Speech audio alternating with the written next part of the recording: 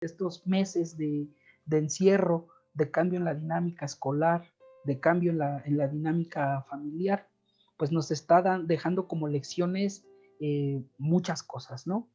Y justamente una de ellas es que las propias familias con discapacidad y las propias personas con discapacidad están reflexionando, así nos los hacen saber a nosotros como colectivo respecto a la utilidad que le están encontrando a la escuela actual para sus hijos y sus hijas, ¿no?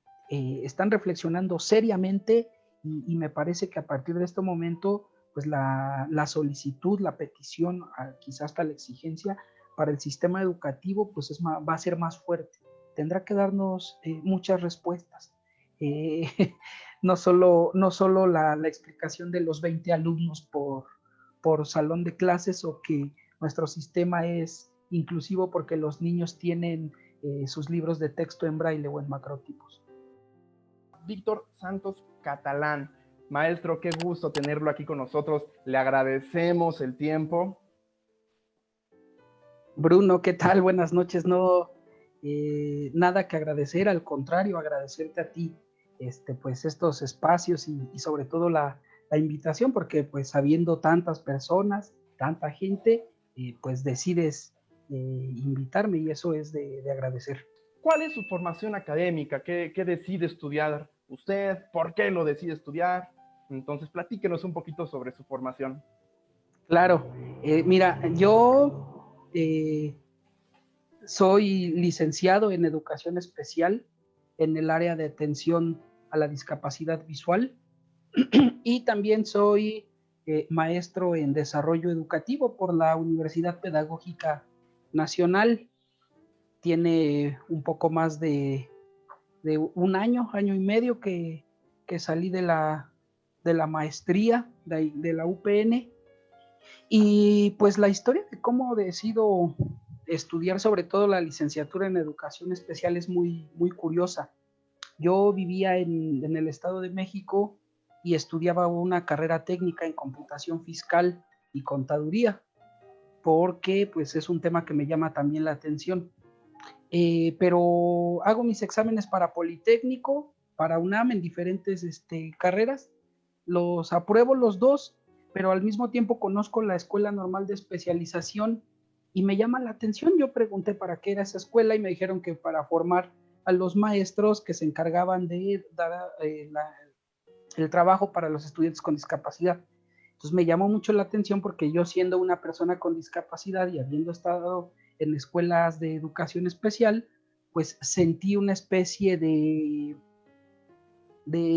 compromiso moral hacia las mismas personas con discapacidad y consideré que pues también era una forma de agradecer a todas esas maestras y maestros que me encontré en la infancia y en la juventud y que me apoyaron demasiado. Entonces, pues decidí entrar a la licenciatura en educación especial de esa manera, ¿no? Y olvidé, bueno, dejé lo demás por el momento.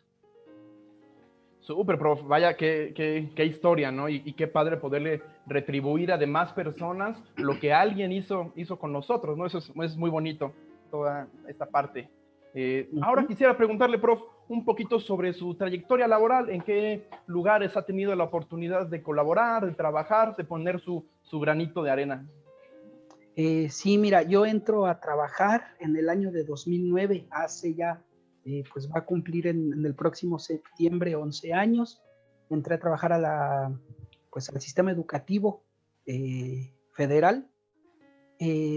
Trabajé, mis primeros 5 años trabajé como maestro de apoyo al aprendizaje en USAER. Los 5 años estuve apoyando a las y los alumnos con discapacidad en una escuela primaria. Después de ahí trabajo casi 3 años,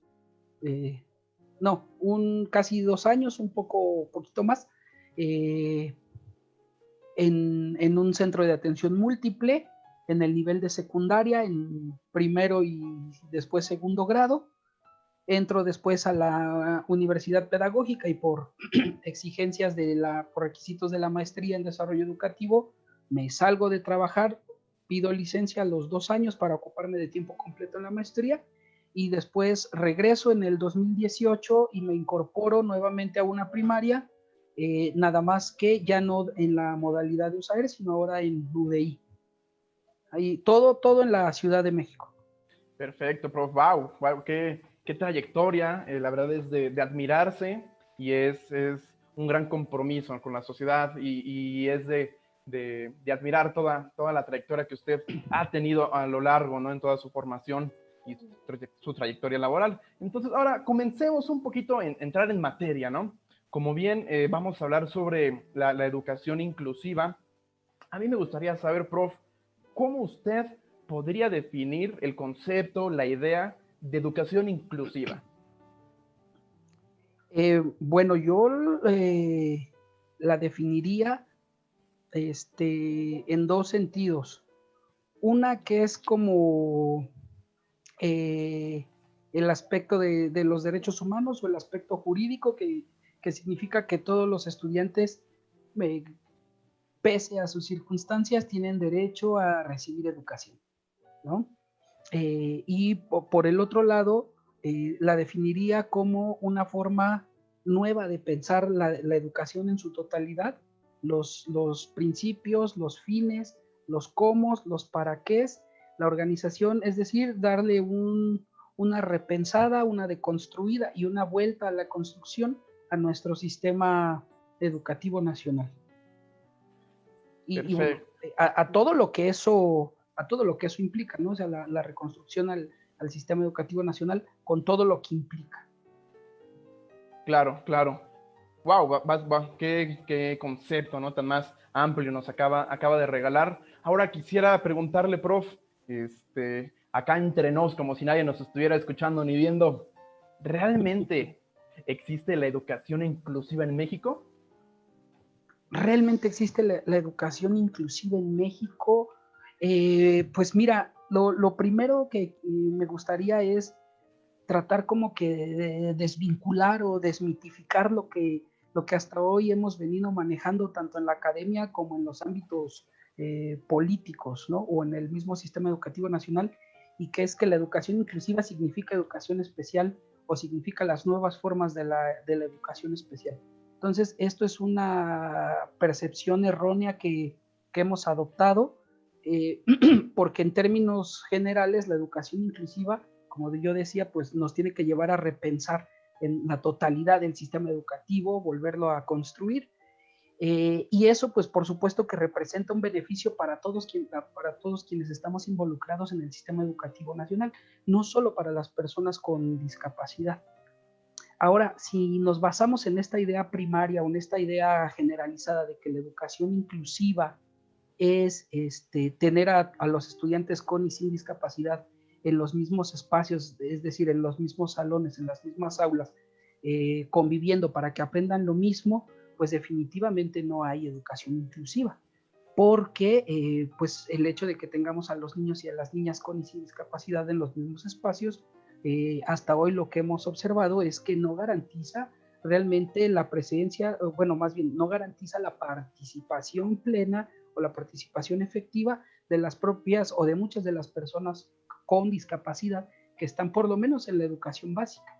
Ya no hablo ahorita de la educación media superior y superior, que ese es un tema también con su propia lógica y su propia complejidad, pero que nos demuestra que el sistema educativo en general está fallándole mucho a las personas con discapacidad porque no existen las oportunidades y las opciones educativas suficientes para garantizarnos esos derechos fundamentales, ¿no?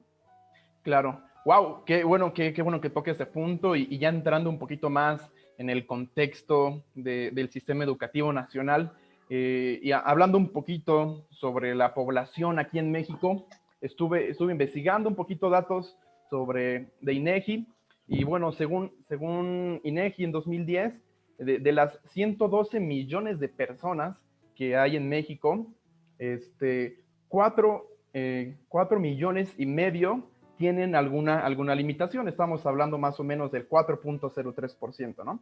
Entonces, claro, de estas 4 millones de personas,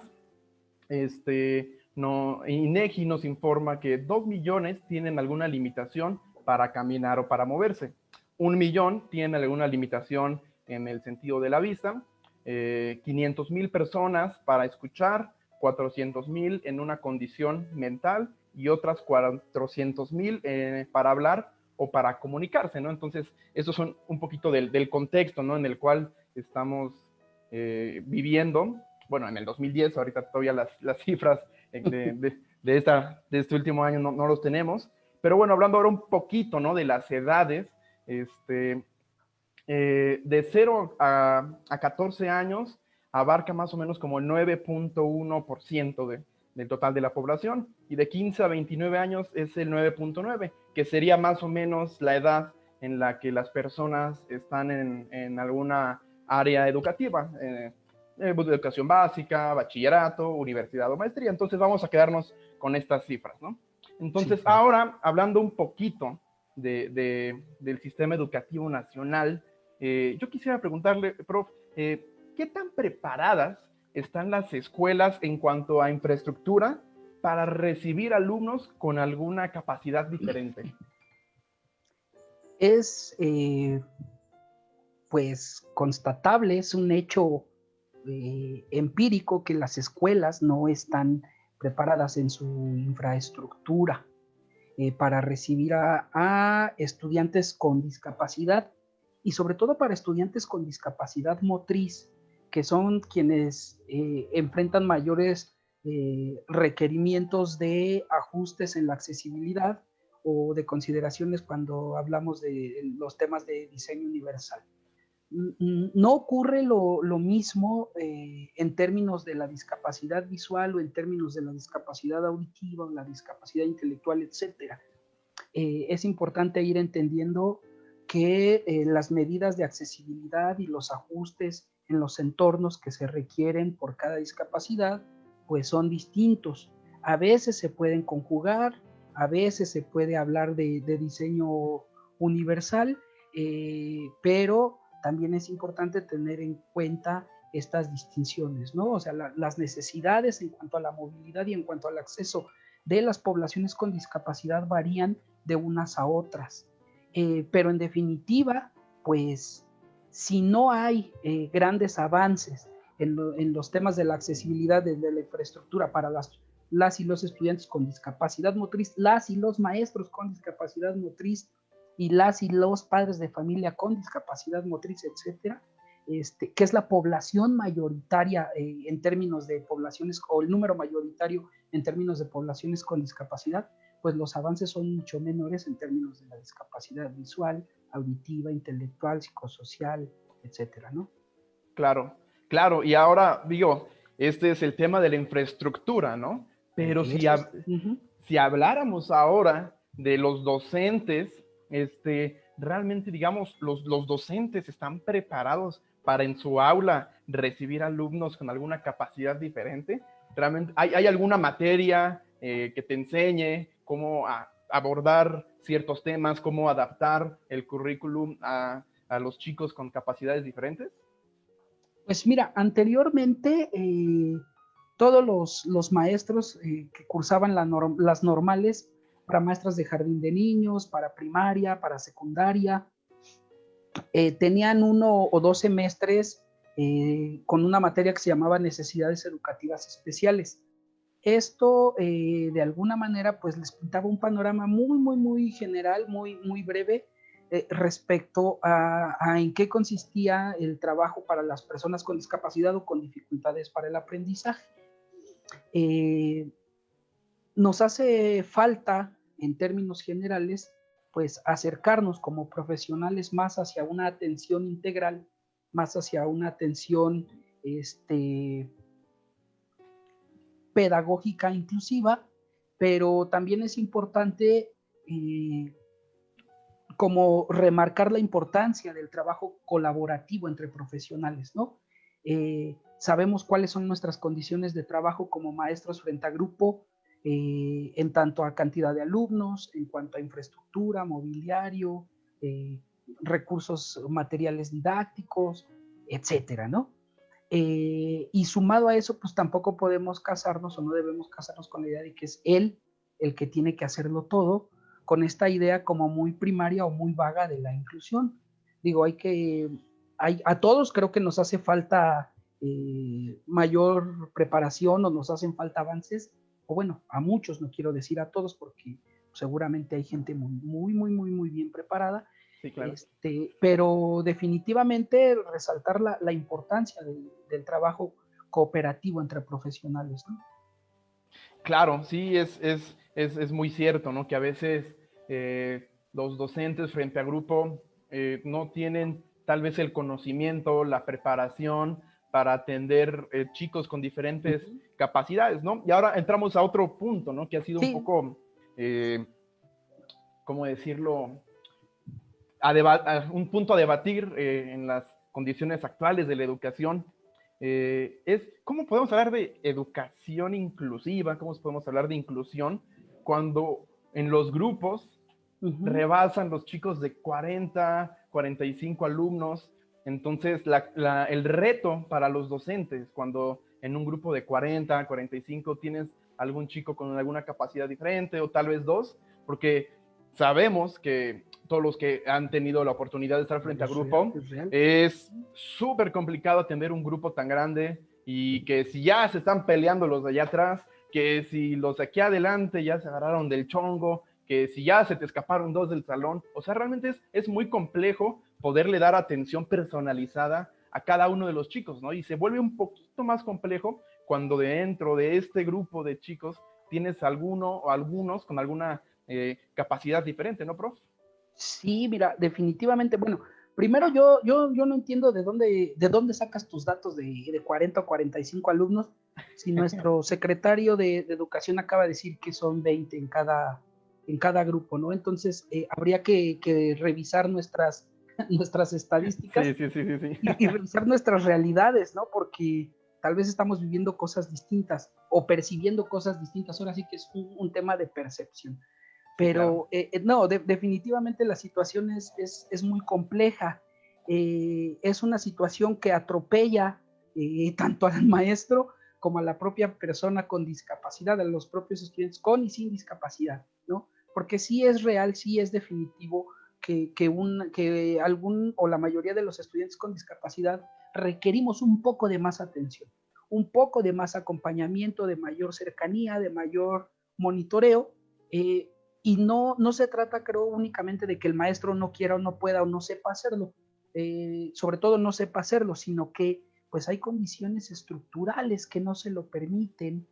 Y hay veces, yo me atrevo a decir, hay veces que las mismas escuelas no están preparadas, las escuelas en su totalidad, no como tal como las aulas o como los maestros, sino las escuelas del sistema educativo general, las escuelas mayoritarias, pues no están preparadas para recibir a determinadas formas de la discapacidad múltiple, porque sus requerimientos son otros, son mucho más complejos sus retos, la necesidad de apoyos es mucho más intensa y sobre todo la necesidad de aprendizaje es otra a la que se trabaja en la escuela.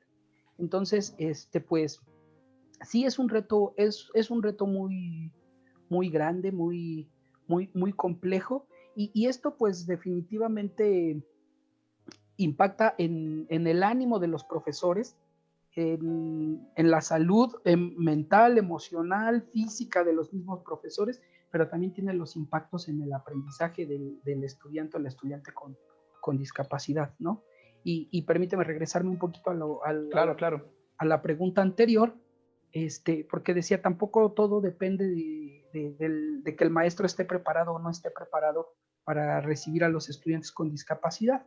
Eh, También tenemos que reconocer que antes que ser docentes somos personas y muchas veces lo que nos hace falta justo como compañeros y como equipos multiprofesionales, pues es hacerle saber al compañero que está frente al grupo, pues que no está solo, que la responsabilidad no es solo suya, sino que es compartida, que es una tarea en la que él tendrá que desempeñar lo que sabe hacer y que desde otro lado hay otro que debería de estar desempeñando otras cosas que sabe hacer y que de manera conjunta pues le dan una respuesta más o menos real a los estudiantes con discapacidad, ¿no? Porque pues de pronto es hasta injusto decirle a los maestros frente a grupo que es su responsabilidad, porque la verdad es que tampoco ellos eligieron ser los maestros de las personas con discapacidad, como nosotros los especialistas decidimos hacerlo.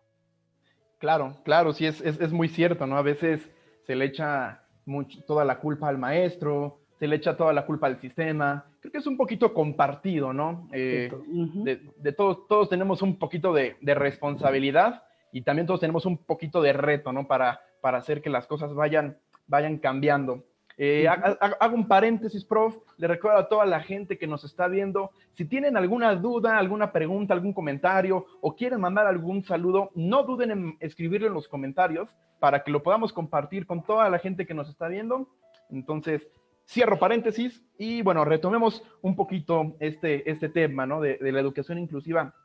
Prof, yo quisiera preguntarle una pregunta más personal. Se ha hablado mucho de que el término discapacidad es incorrecto, que lo correcto es decir capacidades diferentes. No son capacidades diferentes, son habilidades diferentes. No, es que no son habilidades diferentes. ¿Cuál podría ser el concepto que sería correcto utilizar? ¿O todos son correctos? Hay veces que las variaciones en el lenguaje no permean a la realidad y no modifican nuestras conductas, nuestros comportamientos y nuestras relaciones humanas, nuestras interacciones sociales. En términos políticamente correctos, el concepto o la idea mejor aplicada sería la de persona con discapacidad, porque se apega a la perspectiva de los derechos humanos. En términos educativos, en algún momento estuvimos hablando de persona en situación de discapacidad, porque se estaba retomando el paradigma del modelo social de la discapacidad, que nos decía que prácticamente en el individuo o en el sujeto no había nada, que todo estaba en el entorno, ¿no? Entonces, pero pues desafortunadamente nos encontramos en la vida cotidiana personas que dicen persona con discapacidad, pero el trato sigue siendo igual o peor de discriminatorio que una persona que te dice discapacitado o una persona que te dice malito. Entonces, en términos discursivos o en términos políticamente correctos, pues es por hoy persona con discapacidad.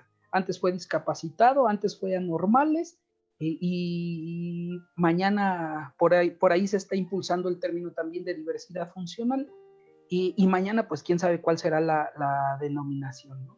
Pero a mí me parece que lo más importante, pese a esta situación del lenguaje oral, pues está en las formas de relación, de interacción, de convivencia, de trato entre las personas con discapacidad y las personas sin discapacidad.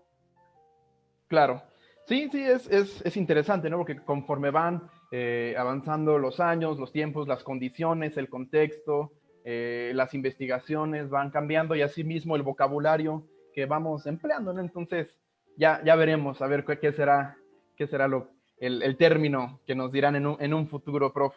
Y bueno, estamos viviendo una etapa difícil a nivel mundial, como país, a nivel nacional, que es esta cuestión del COVID. Y esto a su vez ha impactado en muchas áreas y una de ellas es la educativa, ¿no? Sabemos que ha sido muy complejo para todos el trabajar desde casa, para los alumnitos, para los chicos, estudiar desde casa. Ahora, yo le quisiera preguntar, prof, ¿qué tan complejo es para un alumno con alguna discapacidad tener esta educación a distancia? Pues mira, a mí me parece tan complejo como tantas posibilidades podemos imaginarnos. Tendríamos que empezar por valorar si todas las personas tienen el acceso a los medios de información que presupone la educación a distancia. La televisión, la internet, la computadora, la energía eléctrica, y estas herramientas, ¿no? En segundo lugar, pues creo que también es importante valorar por forma o por expresión de discapacidad. Hay algunas discapacidades que tienen algún impacto en la cognición, hay otras discapacidades que no tienen ningún impacto en la cognición, pero sí en la movilidad. Y todo eso va implicando de maneras distintas la realización de actividades y la participación en las mismas actividades, ya sea en casa o sea en el salón de clases. Y también pues tenemos que tomar en cuenta pues que al interior de cada familia hay diversidad y los apoyos que se le brindan a las personas con discapacidad en ese sentido también son muy, muy distintos, ¿no? Hay por fortuna muchos estudiantes con discapacidad que cuentan con apoyo total de su familia, y por desfortuna hay muchos estudiantes con discapacidad pues que la familia, por más que quiera apoyarlos, no tiene las herramientas para hacerlo. Claro, sí, es muy complejo este tema, ¿no? Porque no solo es Claro. si se tiene alguna discapacidad o no se tiene, va más allá de que creo que el sistema educativo realmente no estuvo preparado nunca para vivir una situación como la que estamos viviendo actualmente, ¿no? O sea, ahora sí, como dicen coloquialmente, no la veíamos venir y Exacto. y nos hemos tenido que adaptar a las condiciones y como pueda, llámese para los maestros, llámese para los alumnos, llámese para los papás incluso, ¿no? Que también ha sido un reto estar trabajando con sus hijos. Entonces, wow, qué complejo, prof. Y bueno, yo quisiera hacerle otra pregunta. ¿Qué tendríamos que aprender? ¿Qué experiencia nos tiene que dejar esta cuarentena en el ámbito educativo? Pues mira, creo que de las experiencias más fuertes, de los aprendizajes o de las lecciones más fuertes es que si queremos nombrar a nuestro sistema educativo como sistema educativo incluyente o inclusivo, tenemos que repensarlo en serio.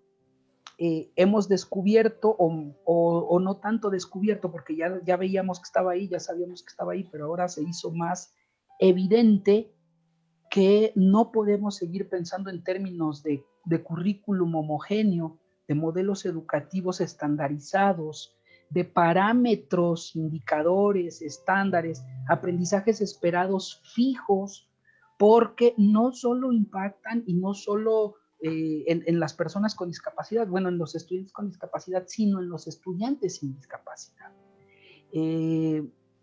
Nos ha enseñado mucho esta situación, este encierro y la puesta en práctica de la educación pues a distancia, que nuestro sistema educativo está pensado por un lado, los contenidos curriculares están pensados por otro lado, las metodologías, las pedagogías y las didácticas están pensadas por otro lado, y los participantes fundamentales que son niños y niñas pareciera que están en otro lado. Entonces, creo que nos enseña que debemos de pluralizar el modelo educativo, democratizar el modelo educativo, nutrir el modelo educativo de perspectivas, de horizontes, porque hasta hoy lo que tenemos es el sujeto, la formación de un sujeto nacional y global, que así textual lo dicen los documentos, y para la formación del empleo, para la incorporación laboral. Pero esto nos está enseñando que nuestro sistema educativo no puede estar funcionando únicamente para eso. Claro, sí, es muy cierto, ¿no? Como pareciera que hay realidades diferentes para cada uno de las personas, para el sistema, para los maestros, para los alumnos, para los padres, para el ámbito laboral. Cada uno vive como en una, pareciera, ¿no? Que vivimos en una realidad un poquito diferente, ¿no? Pues Entonces, yo creo que más que pareciera es un hecho que todos vivimos, o por lo menos todos interpretamos la realidad de manera distinta, y que pues el modelo educativo a eso se tendría que apegar, ¿no? Tendría que partir de nosotros, desde abajo, de los estudiantes, para tener mayor cercanía. claro, sí, y es como usted lo dice, es un hecho, ¿no? Que la importancia que le ha dado el sistema educativo a los chicos con discapacidades ha sido muy poca a la que realmente se le tendría que dar. Ujú. Sí, entonces es de reflexionar, es de analizar esta situación actual que estamos viviendo, ¿no? Y nos tendría que, los que nos dedicamos, los que se dedican al área educativa, cambiarnos un poquito la mentalidad, cambiar las formas de trabajar, cambiar nuestros hábitos. Nos está dejando un gran aprendizaje esta cuarentena, y esperamos que cuando todo regrese, entre comillas, a la normalidad, podamos ser una sociedad mejor, podamos ser mejores maestros, podamos ser mejores estudiantes, que podamos saber, que podamos aplicar algo de lo que estuvimos aprendiendo en esta cuarentena, prof. Y ahora yo quisiera preguntarle, o más bien que nos platicara alguna experiencia con las personas cuando, cuando se enteran o cuando lo conocen y saben que tiene relación con la parte educativa, que ha tenido alguna experiencia así como chusca, hilarante, que digan, ¿cómo, prof? ¿Cómo tú, Víctor? ¿Qué retos? O sea, y eso sería otra pregunta, ¿a qué retos se enfrentan también como un poquito los maestros Los maestros con discapacidad, con claro. discapacidad? Sí, no, mira, lo primero que recordé ahorita que lo planteas de este modo es cuando me acerqué a la secundaria donde estudié y por alguna razón me acerqué, ahorita no lo recuerdo bien, pero les dije a mis maestros, con los que me encontré en esa vez y que estuvieron en el tiempo en que yo estudiaba, ¿no? No, pues estoy estudiando para maestro. La primera reacción fue, ja, ja, ja, ahora sí vas a pagar, vas a saber lo que nosotros sentíamos contigo, ¿no? En términos de relajo, de inquietud, de sobreexigencia a los mismos maestros, ¿no? Pero también, pues, me he encontrado con personas que entienden que es una situación bien compleja, de reto extraordinario, eh, y que así lo reconocen y me lo platican, ¿no? O sea, yo no creí que una persona con discapacidad o una persona ciega pudiera ser maestro, y sobre todo que pueda ser maestro de otras personas con discapacidad, ¿no? Y se sorprenden de manera muy agradable para mi fortuna y para la fortuna pues, de todos los maestros con discapacidad que trabajamos en el sistema educativo.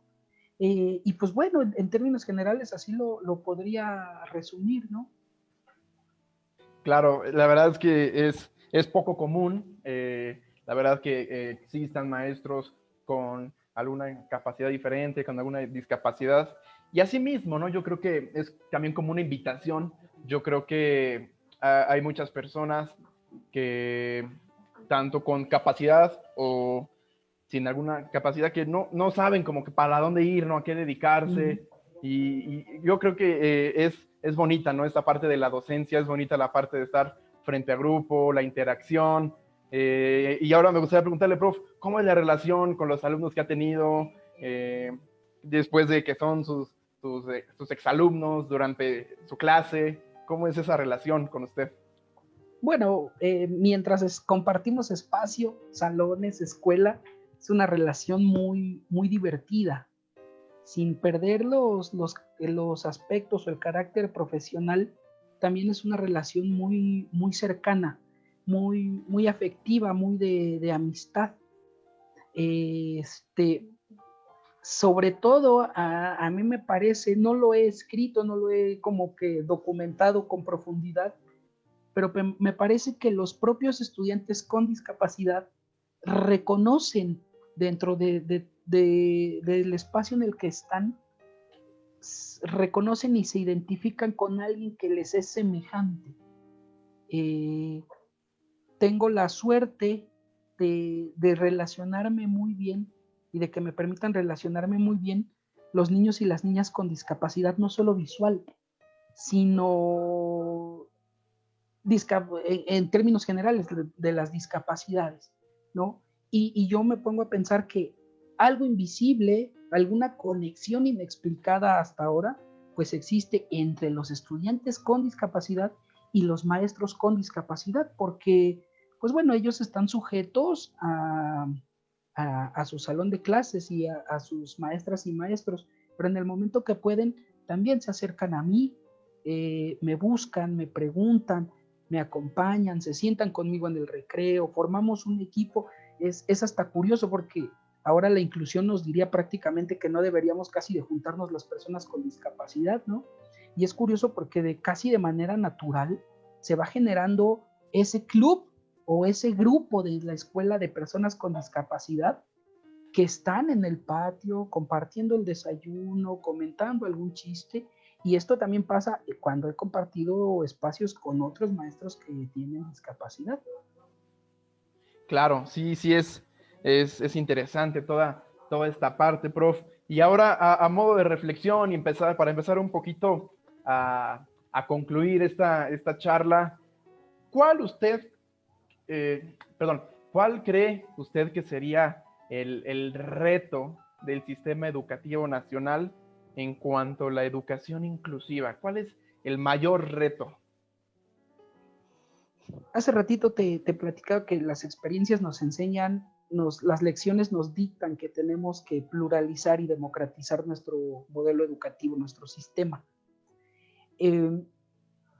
Si tenemos estudiantes con discapacidad que lo que requieren antes o junto con el aprendizaje de las herramientas instrumentales como la lectura, la escritura, las sumas y las restas, requieren aprender a vestirse, a colocarse bien el suéter, a abrocharse, a amarrarse las agujetas de los zapatos, a tomar la cuchara de manera adecuada para que ellos coman con seguridad y no corran el riesgo o no se metan en un riesgo de salud.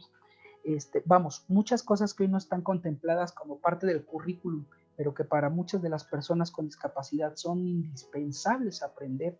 Y cuando el currículum, cuando el sistema educativo nacional incorpore eso como un contenido legítimo, que hoy no lo está, me parece que podríamos estar hablando de un camino, de un acercamiento hacia la educación inclusiva pensada para las personas con discapacidad.